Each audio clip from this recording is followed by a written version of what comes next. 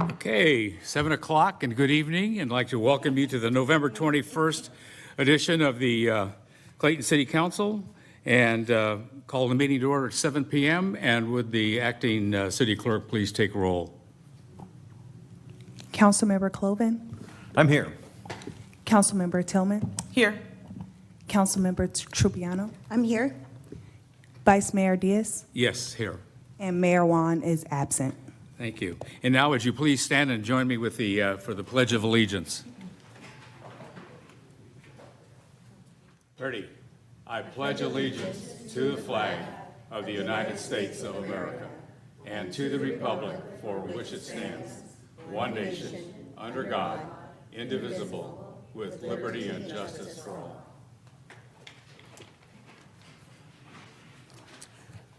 Okay, next up on the agenda is public comment for those items that are not on the agenda for this evening. And do we have any cards for anybody speaking? We have no speaker cards. And do we have anybody online that wants to? Yep. I think we have one person. We have one hand raised. All right. Mr. Wolf, you're up to bat.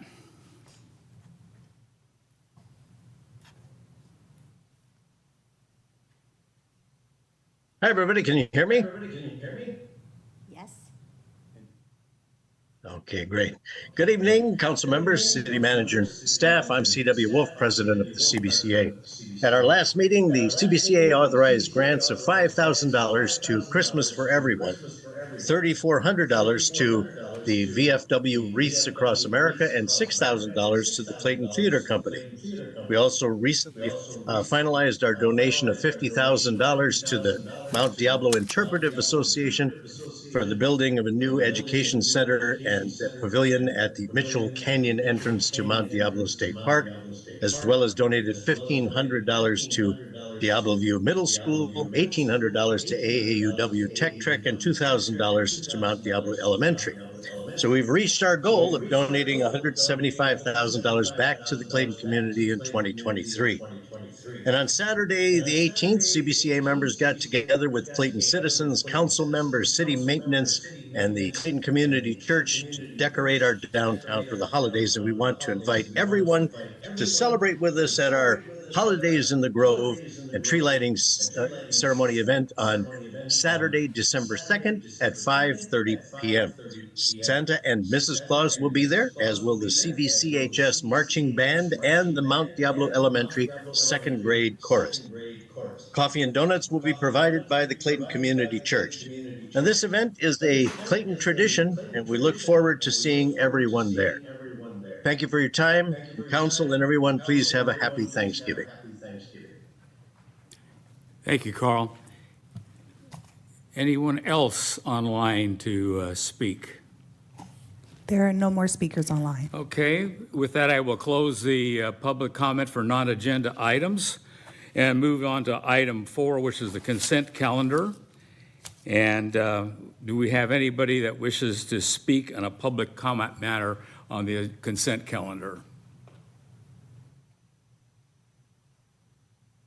Do you have any? No speaker cards. Okay, then we will close the public comment on the consent calendar and entertain a motion. So moved. Second. It's been moved and second. Would we please call the roll? Councilmember Cloven? Aye. Councilmember Tillman? Aye. Councilmember Trupiano? Aye. Vice Mayor Diaz? Yes. Thank you. Item number 5 is the recognitions and presentations portion. And I believe Councilmember Cloven will take that on for a recognition for the unsung hero from the city of Clayton. Thank you, Vice Mayor. It's been a tremendous pleasure working on the Do the Right Thing subcommittee with Councilmember Tillman for the past couple of years, and we have really enjoyed working with our local schools at Mount Diablo Elementary and Diablo View Middle School. But one of the things that has been a particular joy is finding out who are our unsung heroes in Clayton. This is an award given similar to Do the Right Thing, but to an adult. And we've given out one of those this year, and we had several suggestions after that for another recipient. And we are going to honor that person tonight. So if you don't mind, we'd like to call Liz Abbott up.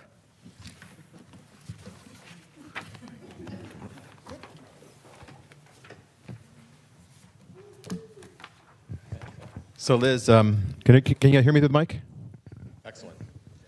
So, just from a standpoint of her criteria, her CV, she's been teaching English and photography at Clayton Valley High School, Charter High School, for 22 years.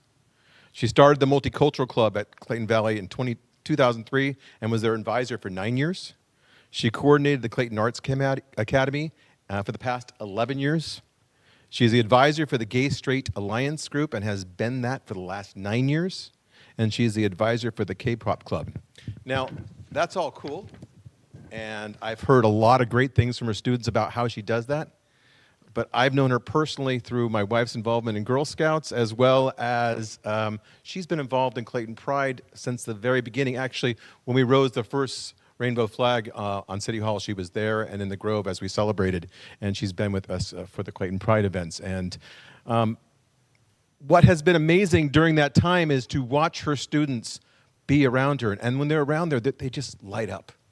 They just absolutely light up. So when I spoke with them about this award, they were all very enthusiastic, and we got some pretty good quotes. And if you don't mind, we'd like to read some of them for you. The first one actually isn't from a student. It's from a teacher who says, "We often learn the best from old stories. Human truths change very little, and one of them is we all crave and deserve kindness. As much as anything else, she brings this to the world, which is a lot. Liz Abbott brings kindness. I have known her since as high school students. We were just testing out our personalities, and her generosity and caring for others is something Liz has always possessed. It is a beautiful turn in the universe when Liz became a teacher, because now so many hundreds of people who are craving and deserving kindness receive it unconditionally from this teacher, Miss Abbott. From her insight as an English teacher, to her creativity as a photographer, to her compassionate leadership in arts, Liz improves lives daily. A philosopher once said, whenever there is a human being, there is an opportunity for kindness. Liz Abbott is that embodiment of that ancient human truth. And to celebrate her spreading kindness today, as always, would be a wonderful gift." I will. Can you hear me? Oh, it doesn't. I know you can because you're right here. It just doesn't sound like anything is coming out. I would also echo what Councilmember Tillman. Jesus, bless. I'm looking forward to the break of Thanksgiving. What Councilmember Cloven said about Mrs. Abbott. She is an amazing ally, a great asset to our community, and the students at Clayton Valley Charter High School are very lucky to have you. But I will also read a quote from someone who is not a student. And it reads, "In the 10 years I have worked with Liz in the Clayton Arts Academy, she has been the embodiment of generosity, inclusivity, and patience. She has deftly guided her coworkers in the academy, as well as its hundreds of students through the years of rapid change and transition, providing a deep sense of belonging and accomplishment for every alumni and current student." Another student wrote to me and said, "She made my high school experience better, and she was the glue of the Clayton Arts Academy."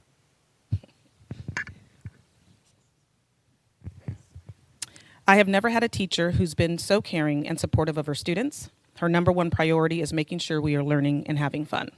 Her kindness and compassion for her students goes beyond the classroom." And lastly, another student wrote, "Miss Abbott was a great source of support when I was in high school. She was extremely supportive when the GSA was trying to reopen the gender-neutral restroom, and would have struggled much more without her advocating for us." Liz, it goes without saying that as a teacher with that much kindness, that much compassion, you embody so many of the traits of our Do the Right Thing program. You are an unsung hero. And with that, we'd like to honor you with this Unsung Hero Award tonight.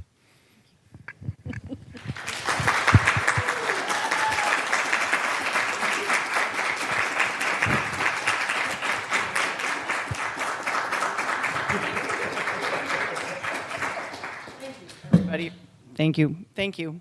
Thank you. Really? Can you hear me through this? Oh, thank you for coming. I have a pretty big voice. I appreciate it, and I appreciate you all. It's very sweet of you to come out. Thank you.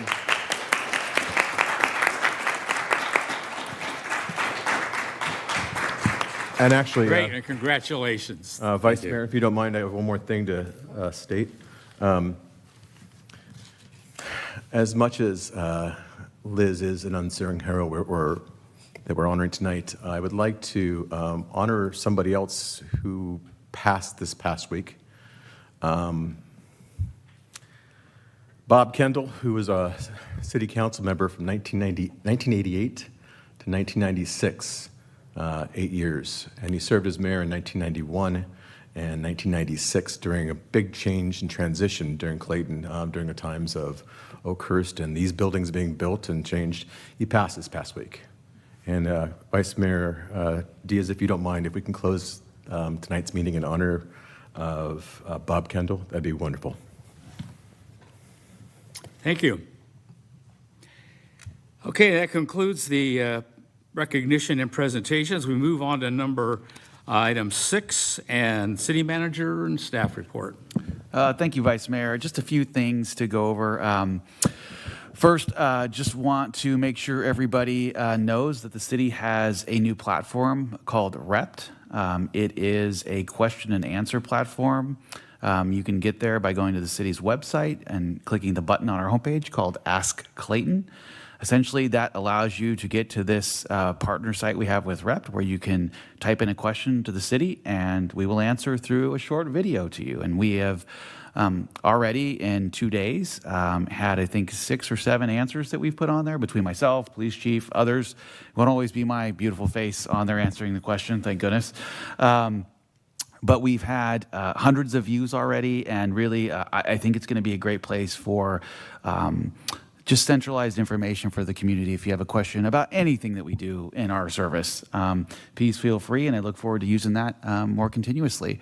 Additionally, I am working on not only attending the league's mayor and council member conference that I know all of us are trying to see if our schedules align to do so, but potentially might be involved in presenting during the academy as well now. And so I'm working on that, so that'll be exciting. Additionally, I was asked to be the chair of the National Strategy Committee for City Managers. It's a nationwide council, and so we will be working on infrastructure funding, which is, I know, very important to us here at Clayton. We have our Climate Tech project, and so that committee is now being formed. I have the pleasure of recruiting people around the country to join me. It's put on by the Virtual CEO and CFO Network. And so the great thing about that for Clayton is it gives us a voice at the table again in much larger issues. And for a small community like ours to have a seat at the table is very important for us to continue larger initiatives that we need in the community. And so with that, that's the end of my city manager's report. Does anyone have any questions of the city manager? Thank you. That concludes item number 6. And we'll now move on to item number 7, which is a public hearing. We have none, so we will close that and move to action items, which is to accept the quarterly financial report of the city's investment portfolio for the period ending September 30th, 2023, and the finance director. So Propty is homesick today. Luckily, I served or can pretend to serve as the finance director in my previous life. So I will give you your investment report this evening. In summary, as we've talked about in our last report, the city continues to improve its investment position. We've had investments near $750,000 roll off since our last conversation. We've invested all of those in investments that were sub 1% in return of interest to over 5% now in treasuries that we've got. So that's good because that continues to be increased interest earnings that we will be able to budget as the year continues. We continue to look at ways to increase our investment return, knowing that, as I've talked about before, and so is property, that is not how we're going to solve any issues, but on the fringes, it's a good benefit to have and an improved revenue for us. We have moved a significant amount of our cash out of LAIF, which is a short-term state-run investment fund, into CAMP, which is a very similar, safe, short-term investment fund. We've done that move because the interest rate delta between LAIF's CAMP is about 1.7%. So I think LAIF's latest return is about 3.8%, and CAMP is near 5.5%. And so that 1.7 is a very easy transition for us to move the majority of our free cash into that investment. Additionally, we continue to look at our Bank of America balance, trying to keep the lowest amount possible in our bank because we earn the least amount of return there, knowing that we don't have a staff that are essentially running a hedge fund, so there's a limited amount of time we can put to that. So we balance that with cash flow, and Property and her team do a very good job managing that moving forward. Additionally, when we met with the Budget Audit Committee, we decided that we will start putting our monthly UBS reports for our investments on our website, and that will just offer another level of transparency to the community. And so I think that'll be really great. And in combination with our REPT platform, we may get questions that we can answer in between the council meetings to the community, which I think provide value.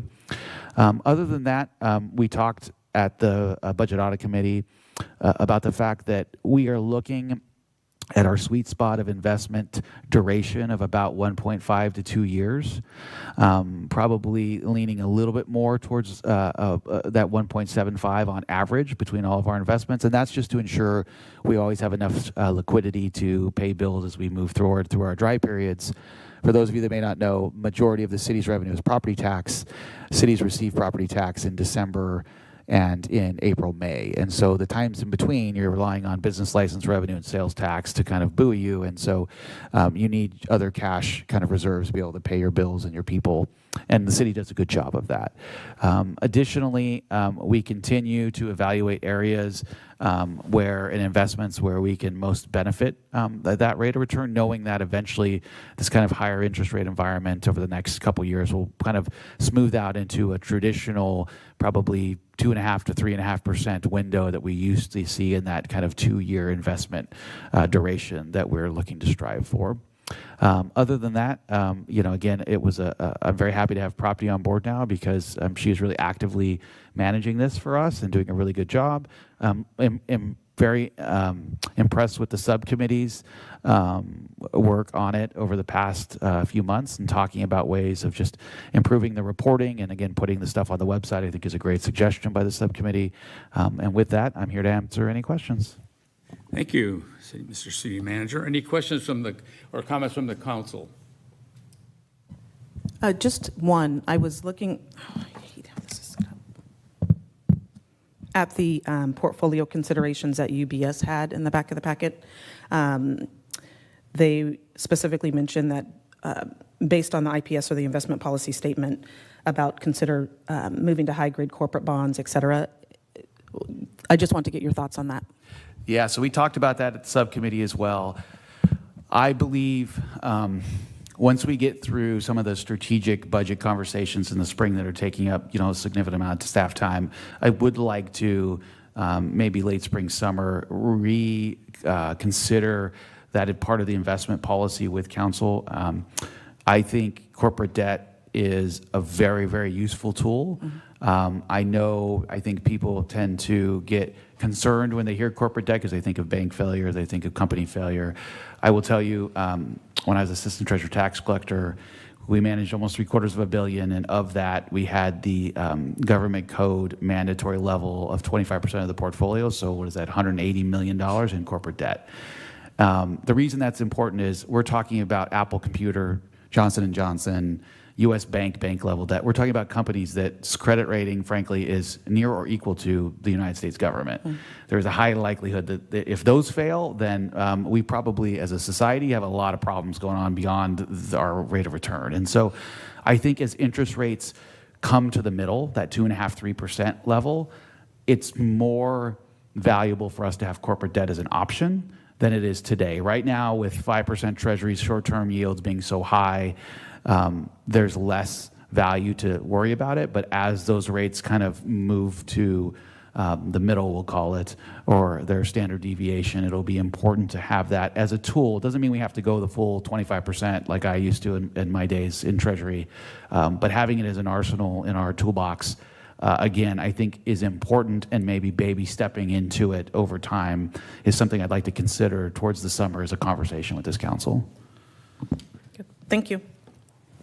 Anybody else has any? Go No, ahead. and I just want to say, I thought it was a terrific meeting, and I appreciate all the work that you and Propty did. It was very informative. Just a couple of additional things. We did look at Q1, and it does look like we are on track, nothing standing out as cause for concern. And also that the council on December 19th will see the audit, the results of our audit. I don't know if you want to talk about that a little bit. Yeah, so good point, Councilmember Trupiano. Thank you. Yeah, we are trending right now to present the final numbers and the ACFR with the auditor on December 19th council meeting, which is great. That's the standard kind of timing you'll see in most government agencies.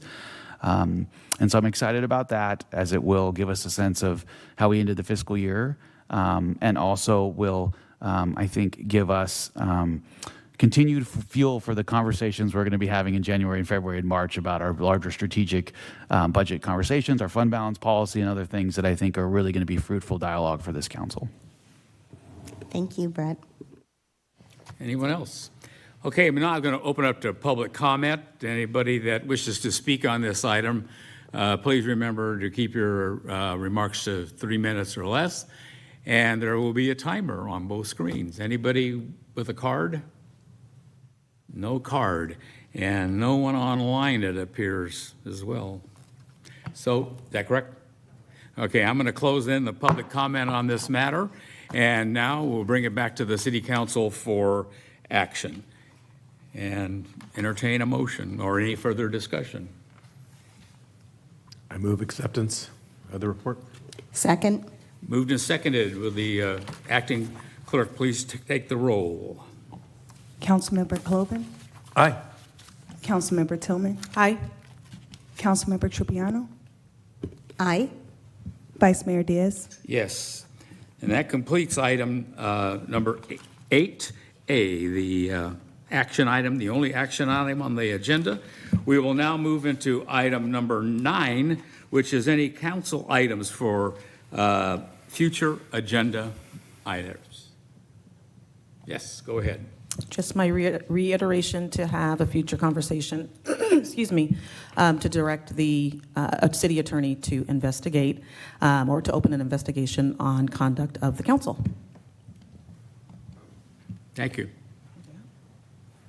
Councilmember Cloven, your microphone is not used. Nope, thank you. Anything else? Okay, that'll complete item number 9. We will now move into the council reports. And these are items where we're involved in a number of committees and commissions off premises here. So I'll turn it over. Councilmember Cloven. Thank you, Vice Mayor. I appreciate that. On November 9th, Thursday, we had our TransPAC meeting, and we were talking about the project on 680 and 24. And any of you who drive home, let's say from San Ramon, Danville area, you'll know that the HOV lane kind of stops and doesn't start again till 242. So there is a plan, a project in the work to try to have that HOV lane go all the way through from Livorno Road all the way to Martinez. And the challenge is the fact that you have a BART post literally right in the middle of the freeway right there, and that has to be engineered around. But it's got some interesting conversation, discussions, and funding, and what that looks like. As well as we looked at the future of some of the Measure J funding for transportation for those who are disabled or elderly. On the 16th, I did attend the CBCA general meeting at Clayton Valley Presbyterian Church.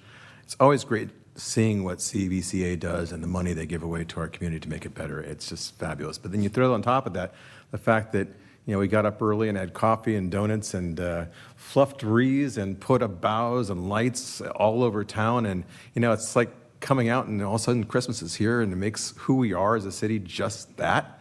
And so I got a chance to help in the corral and the grove and just being with fellow Claytonians making that happen. Lastly, I've had several meetings relative to Clayton Pride. We are having a Pride Parade again this year on June 2nd, Sunday, and several meetings with our city manager. So, end of report. Thank you, Councilmember Cloven. Councilmember Tillman. Yes, thank you, Vice Mayor. On November 9th, I attended a virtual briefing for the League of California Cities league leaders. This is where we do some of our original or initial planning for the next year. I will be going down south for the in-person meeting next week. On that evening, I actually attended my first Historical Society meeting. It was their annual meeting, and I got to hear an a cappella group called the La-Di-Das singing a lot of hits from even the early 1900s through probably about the 60s. So imagine that in a cappella. You guys missed it. It was a treat. My children thought it was funny that we were actually there, but it was fun. On the 11th, Keep going. It's not anything. oh, okay. On the 11th, I attended the VFW Veterans Day service at Todos Santos Plaza in Concord. I'll let the Vice Mayor give an update on that since you spoke. But it was nice to actually to hear Chuck Kohler, who is 99 years old, and he is a veteran of of Pearl Harbor. And so he spoke for over 20 minutes from the heart and shared his recollection of what happened and what he was going through that day. And if you could hear his speech, there were no notes. It was all just from memory. And it had me on the edge of my seat. And I know that it had others as well. It was very moving to hear from him. But he also spoke at a Memorial Day service. But he reminded us all to never forget everyone who risked their lives, and some of them gave that up in service for us. And if you go to my council webpage, I actually have the whole video that's posted for anybody who wants to listen. I encourage everyone to listen to it. On the 13th, I held a FireWise informational town hall here in Hoyer Hall. FireWise is to help our community be prepared and to help prevent your own homes and dwellings from wildfires. So we all know that we live in a high wildfire danger area. That evening, there were about 16 dwellings or families who decided to sign up, and to date, we have 49 people who have signed up on my page so that you can actually get information for the upcoming meetings. We have a resident who's going to lead that up here in the actual city limits, and then we also have a resident who's going to lead it for the Morgan Territory, Marsh-Morgan area. So right now we have two Clayton FireWise groups, but we will be meeting in the new year with ConFire and hopefully be able to go out to actual homes so that you can see what is good to do at your homes and what not to do. So stay tuned for more information on that. And then I also attended the CBCA meeting on the 16th, and then on the 18th, I helped beautify Mount Diablo Elementary School on behalf of the Mount Diablo Education Foundation, also benefiting the Growing Healthy Kids program, which is part of our district. And I also had meetings with our city manager and Clayton Pride board meetings. End of my report. Thank you, Councilmember Tillman. Councilmember Trupiano. Thank you, Vice Mayor. So I will let the Vice Mayor talk more about the Veterans Day celebration, but it was very moving. And as many of you may know, my husband is a Gulf War veteran, and so I'm very proud of him. He was sailing that day, so he couldn't be there, but he had every right to do whatever he wanted to do that day. Vice Mayor Diaz and I, on November 14th, had our wrap-up meeting for Concerts in the Grove. I encourage you to go online, not only look at the agenda, but look at the financials. We had a very, very successful series, and we've got some great ideas for next year that we shared. We had a few people in attendance. November 14th, that night, I was at my Clayton Community Library Foundation meeting, and President Meg Hanna is resigning.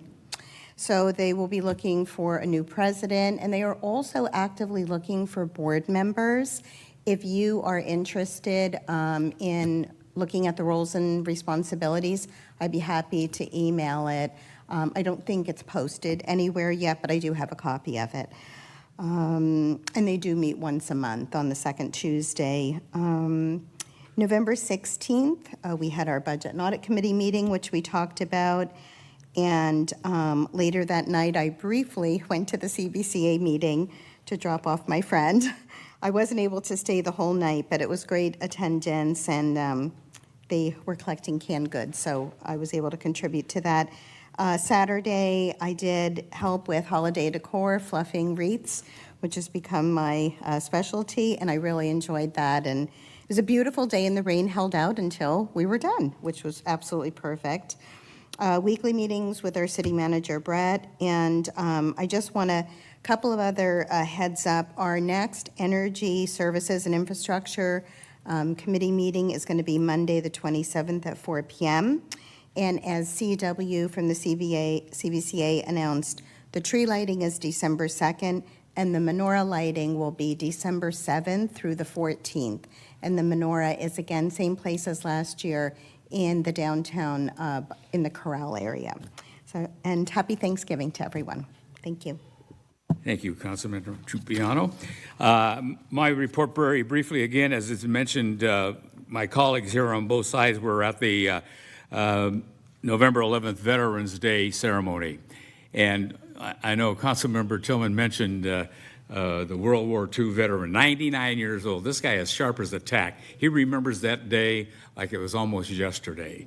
And it was fascinating listening to him go on about that. It was a wonderful day. We had some, not only our current city council members there, but a number of former officials, former mayors that were in attendance at that meeting as well. Again, as Councilmember Trupiano mentioned, we had on the 14th the Concert in the Grove Oversight Committee, and I want to compliment her on the leadership she led on that. This was a tremendous season. She raised a significant amount of sponsorship money, and we're set for next year financially, and all we got to do is lay it out and make it happen. On the 16th, I attended the County Connection Board, which I'm the representative from the city to that, and things are moving along well over there.